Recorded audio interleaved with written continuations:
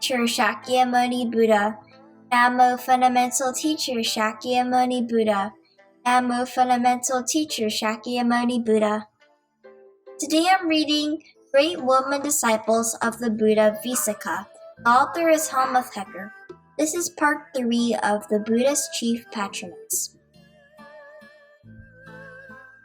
One illustration of this specifically mentioned in the Vinaya Pitaka.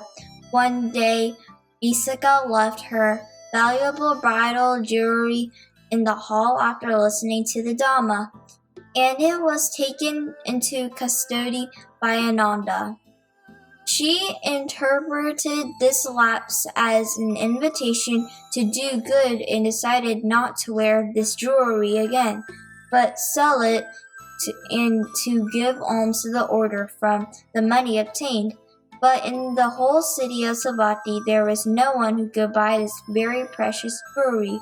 So she bought it herself out of her other property, and with the proceeds of the sale, she built a large monastic establishment in the eastern part of Pabarama, before the city gate of Savatthi. It was called the mansion of Megara's mother, Megara Matupasada. It is often mentioned in the introduction to many Buddhist suttas, for the Blessed One frequently stayed there during the last 20 years of his life, just as he did in the Jetavana monastery, built by his other great patron, Anathapindika. In the Pali Canon, several episodes of the life of Visakha are reported. Once, some noble disciples requested her to take their wives to see the Blessed One. She did so, but some of the women were drunk and behaved improperly. She asked the Blessed One how the evil of intoxicating drink originated, and he told her the Kamba Jataka.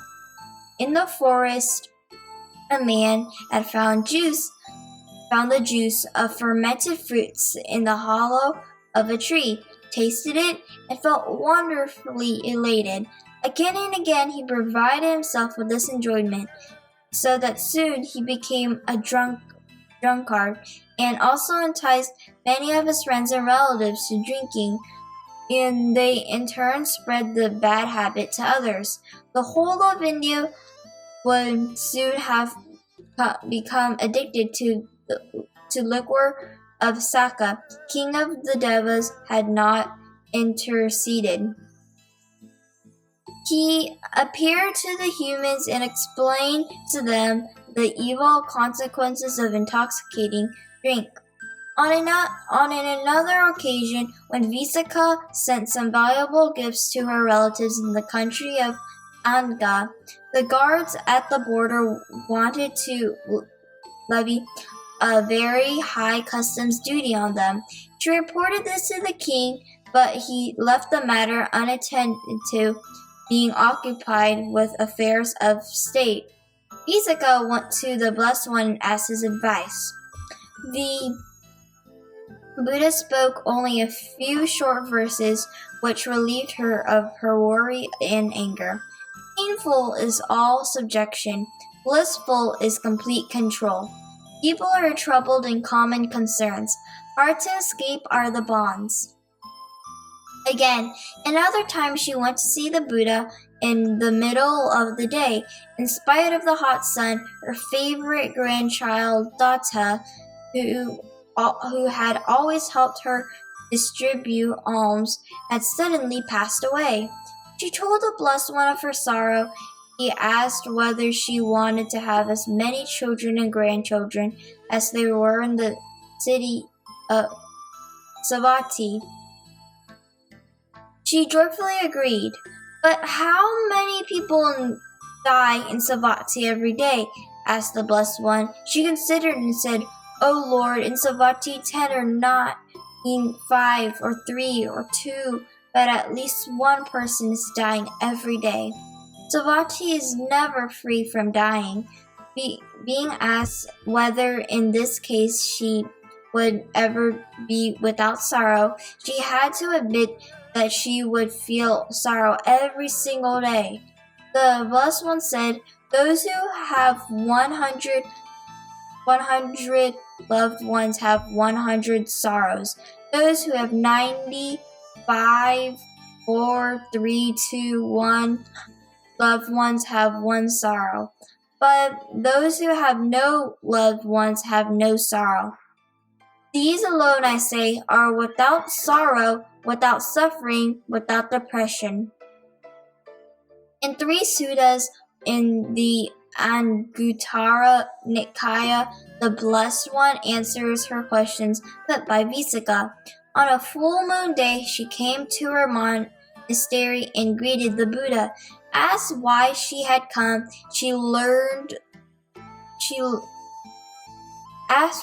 asked why she come, she said she was keeping the Apasata day, the day devoted entirely to learning and practicing the Dhamma.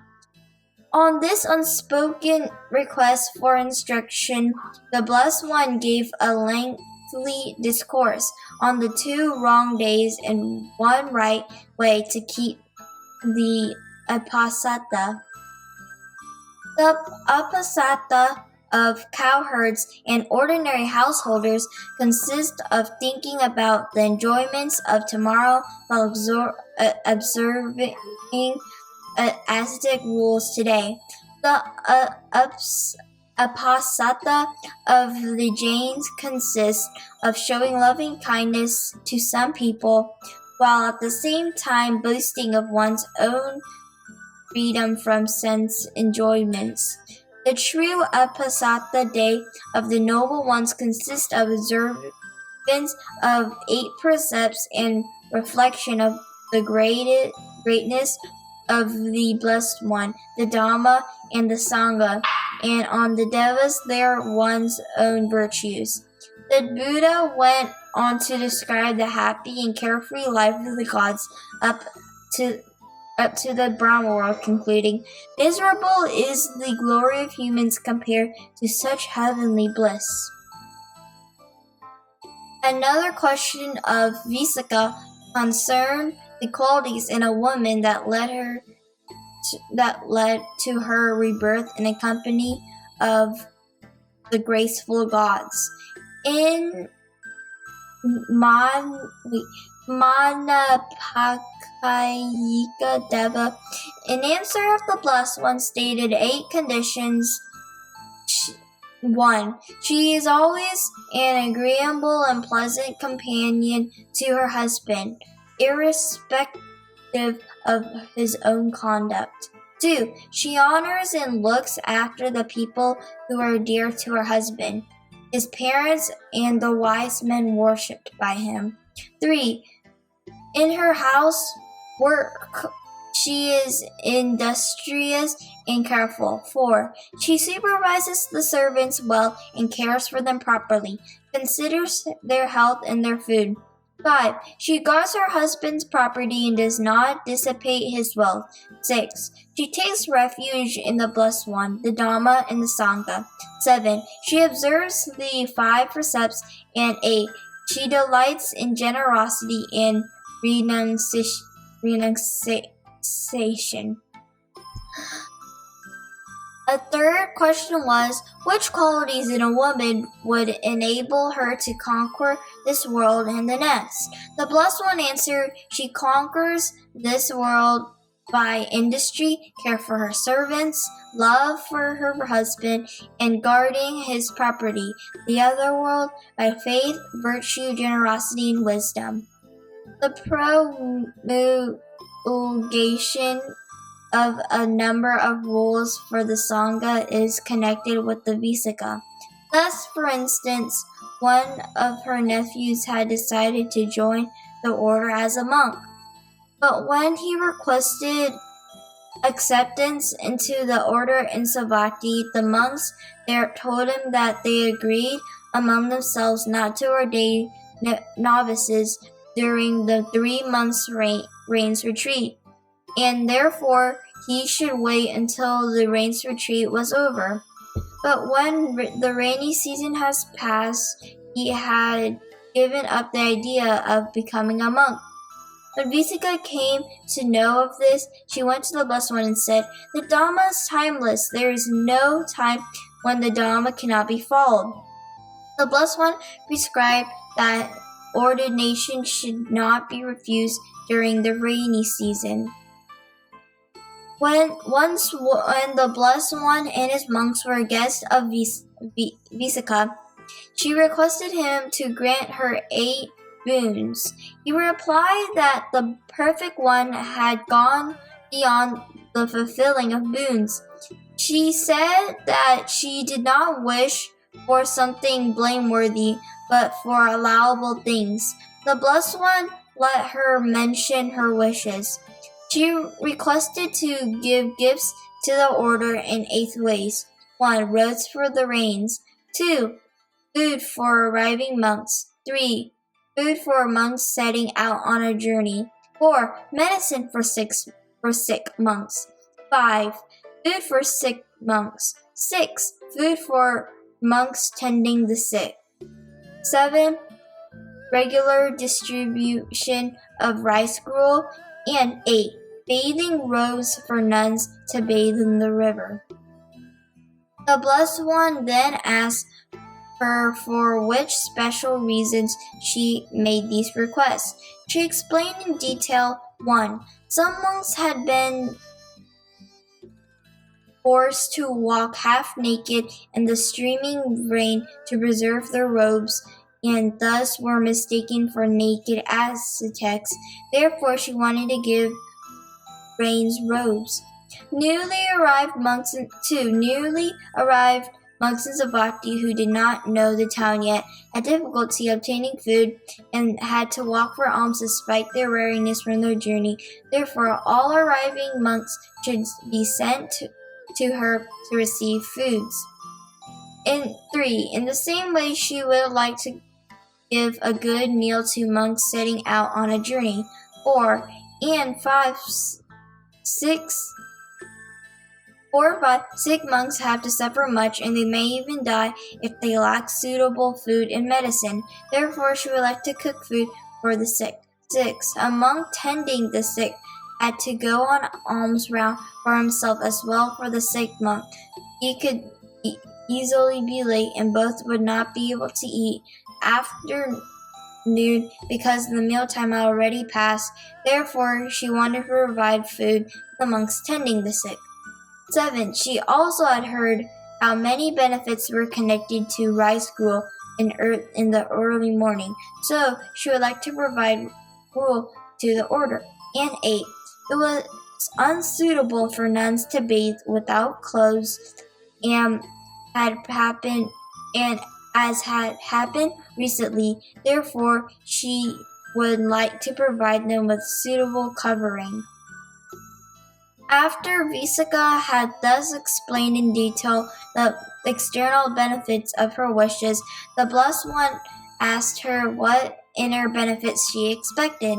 Her answer shows how subtly and profoundly she had grasped the distinction between outward acts of virtue and inner mental training. She replied, "As to that, Lord Bhikkhus who have spent the rains in different regions will come to Savatthi to see the Blessed One.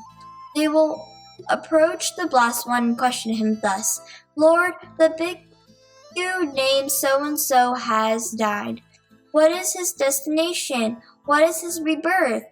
The Blessed One will tell how such a one had reached the fruit stream of entry, or of once returning, or of non-returning, or of arahantship. I shall approach the bhikkhus and ask, 'Lord, did that bhikkhu ever come to Savatthi?' If they answer that he did, I shall conclude that surely a rain's cloth will have been used by that bhikkhu, or visitor's food, or food for one going on a journey for food for the sick, or food for a sick nurse, or medicine that the sick or the morning rice gruel. When I remember it, I shall be glad. When I am glad, I shall be happy. When my mind is happy, my body will be tranquil. When my body is tranquil, I shall feel pleasure.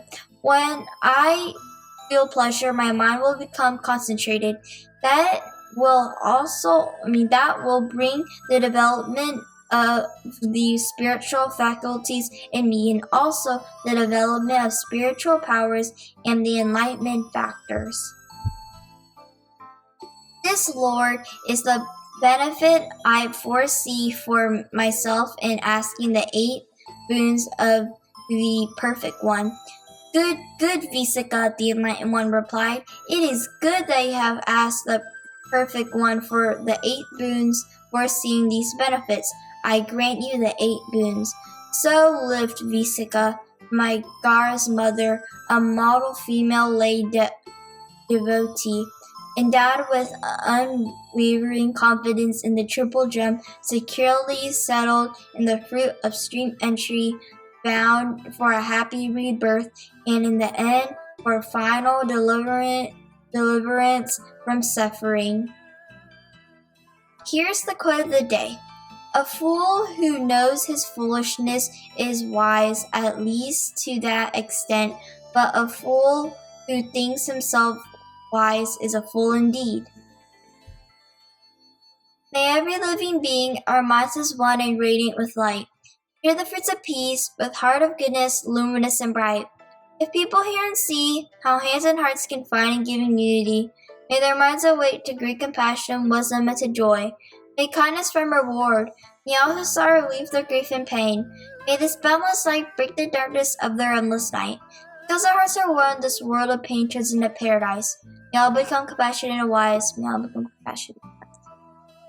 Namo Fundamental Teacher Shakyamuni Buddha. Namo Fundamental Teacher Shakyamuni Buddha. Namo Fundamental Teacher Shakyamuni Buddha. Thank you so much for watching this series, and I hope you enjoyed it.